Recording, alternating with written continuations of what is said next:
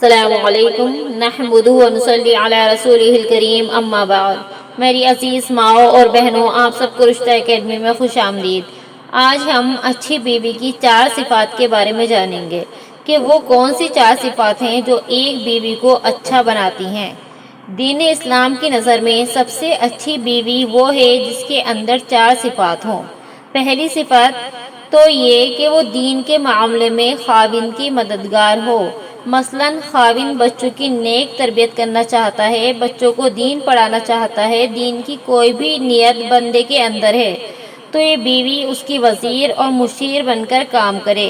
Guide lines خاوند کی ہوں گی اور یہ عورت اس کے معاون بن کے کام کرے گی، یعنی کہ جو بھی شوہر کہے، جو شوہر چاہے نیک کام کروانا اولاد سے، تو یہ بیوی اس کے ساتھ رہے، اس کی مددگار ثابت ہو۔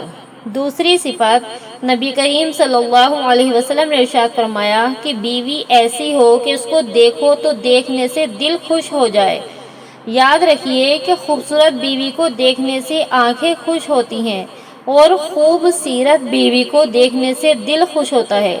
اس لیے کتنے لوگ ایسے ہیں جن کی بیویاں رشک قمر ہوتی ہیں، چاند جیسی خوبصورت ہوتی ہیں مگر ضدی ہوتی ہیں، ہر وقت ان کے ساتھ جھگڑا فساد کرتی ہیں، خاوند ان کو دیکھنا پسند نہیں کرتے۔ تو نبی کریم صلی اللہ علیہ وسلم کی بات کی گہرائی دیکھیے، حسن دیکھیے کہ نبی علیہ السلام نے ارشاد فرمایا کہ بیوی کی دوسری صفت یہ ہے کہ اس کو دیکھنے سے دل خوش ہو، جو زیادہ خدمت کرے، جو وفادار زیادہ ہو، جو بات مانے، جس میں نیکی کا جذبہ زیادہ ہو، جس کے چہرے پر نظر پڑے تو انسان کا دل خوش ہو۔ تو گویا بیوی کے اندر دوسری صفت یہ ہے کہ وہ ایسی نیکوکار، پرہیزگار اور خدمت گزار ہو کہ خاوند دیکھے تو اس کا دل خوش ہو جائے۔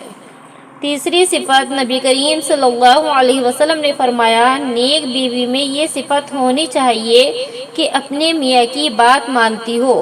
گھر کا نظام چلانے کے لیے رب کریم نے مرد کو امیر بنا دیا، مرد کو حاکم بنا دیا۔ آج چھوٹے چھوٹے پروجیکٹ ہوتے ہیں، کسی نہ کسی کو اس کا انچارج بنا دیتے ہیں۔ تو اسی لیے اگر کسی کام کا کوئی بھی انچارج نہ ہو تو پھر کیا ہوتا ہے، سبھی انچارج بن جاتے ہیں۔ کسی بھی چیز میں اگر کوئی بھی امیر، کوئی حاکم نہ ہو تو پھر تو ہر شخص اپنے آپ کو امیر، خود کو حاکم سمجھنے لگتا ہے۔ جب فیکٹریاں بناتے ہیں تو اس میں بھی ایک مینیجر ہوتا ہے جو سب کو کنٹرول میں رکھتا ہے، سب کو گائیڈ لائنز دیتا ہے، سب کو مینیج کرتا ہے، سارے بزنس کو سب کو مینیج کرتا ہے اچھے سے۔ ایسے ہی اللہ رب العزت نے چھوٹے سے گھر میں بھی ایک مینیجر بنا دیا، ایک امیر بنا دیا۔ یہ ذمہ داری اللہ نے مرد کو دی۔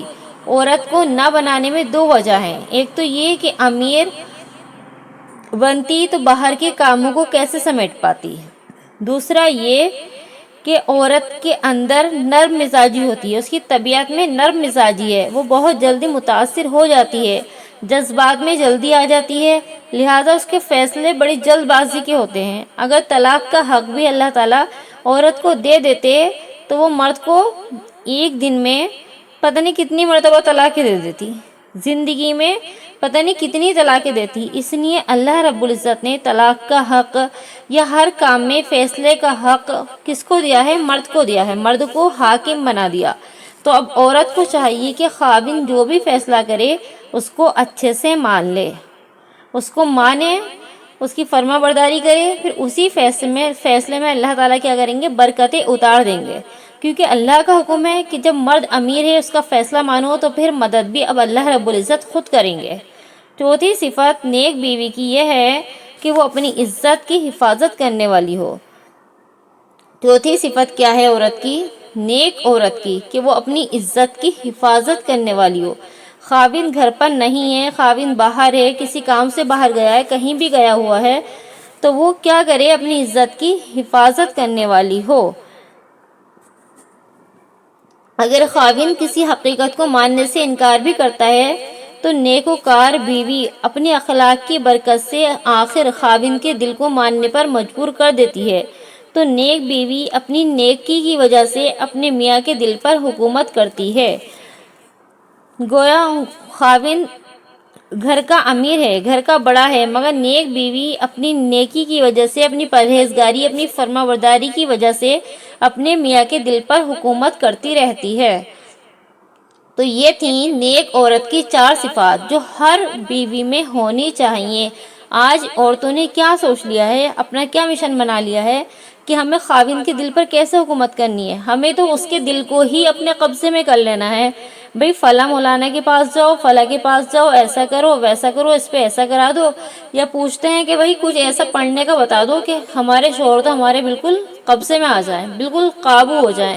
ارے میری ماں اور بہنوں، آپ اپنے شوہر کی جب 10 باتیں مانو گی تو آپ خود بتاؤ اپنے دل پہ ہاتھ رکھ کر کہ اگر آپ کسی کی 10 باتیں مانو گی، کسی کو آپ عزت دو گی، اس کی فرما برداری کرو گی، اس کا ادب کرو گی، تو کیا وہ بدلے میں آپ کی ایک بات ماننے کو بھی تیار نہیں ہوگا؟ تو یہ مولاناؤں کا، یہ تعویذوں کا اثر نہیں ہوتا ہے میری بہن، یہ وظیفوں کا اثر نہیں ہوتا ہے، اخلاق بھی کوئی چیز ہے۔ آپ اپنے شوہر کو عزت دے کر دیکھیے، اس کی 10 باتیں مان کر دیکھیے، اس کی خدمت کر کے دیکھیے دل سے۔ جب آپ اس کا دل جیتیں گی اپنے کاموں سے تو پھر کیا ہوگا، وہ آپ کے بھی ایک بات ضرور مانے گا۔ جب ہم کسی کی 100 باتیں مان رہے ہیں تو وہ بدلے میں ہماری ایک بات بھی نہیں مانے گا، اتنی تو مانے گا نا۔ جب شوہر دیکھے گا کہ میری بیوی صرف مجھ سے ہی محبت کرتی، میرے علاوہ کسی غیر مرد کی طرف نظر اٹھا کر بھی نہیں دیکھتی، اسے کوئی مرد اچھا لگنا تو دور کی بات، وہ کسی کو دیکھنا بھی پسند نہیں کرتی، وہ سوچتی ہے تو میرے ہی بارے میں سوچتی ہے، وہ جو بھی کام کرتی ہے اس میں میری اور میرے بچوں کی بھلائی کو سوچتی ہے، میری خدمت کرتی ہے، میرا اتنا ادب کرتی ہے، میری اتنی باتیں مانتی ہے، اگر میں دن کو رات کہہ دوں، رات کو دن کہہ دوں تو وہ ماننے پر تیار ہے، تو پھر کیا ہوگا، اس کے دل میں بیوی کی محبت آئے گی نہیں آئے گی؟ اس کے دل میں بھی بیوی کی محبت آئے گی، بدلے میں وہ بھی اس سے محبت کرے گا، اس کی باتیں مانے گا۔ تو آپ مولاناؤں سے ہٹ کر، تعویذوں سے نظریں ہٹا کر یہ 4 صفاتیں اپنے اندر لا کر دیکھیے، ساتھ میں اللہ سے دعا بھی کرتی رہیے۔ انشاءاللہ تعالی آپ سب اپنے شوہروں کے دلوں پر، اپنے خاوند کے دلوں پر راج کرنے والی بن جائیں گی، آپ کے شوہروں کے دل آپ کے قبضے میں ہو جائیں گے۔ آپ انہیں پہلے محبت، خدمت دے کر تو دیکھیے، وقت دے کر دیکھیے، جو ان کا حق ہے وہ ان کو دیجیے، اس کے بعد میں آپ اپنے حق کی امید کریے۔ اگر آپ کو ہماری ویڈیو پسند آئی ہو تو ہماری ویڈیو کو ایک لائک کریں، ویڈیو کو شیئر کریں، چینل پر نئے ہوں تو چینل کو سبسکرائب کریں، اپنی دعاؤں میں مجھے یاد رکھیں۔ ملتے ہیں نیکسٹ ویڈیو میں، جب تک کے لیے اللہ حافظ۔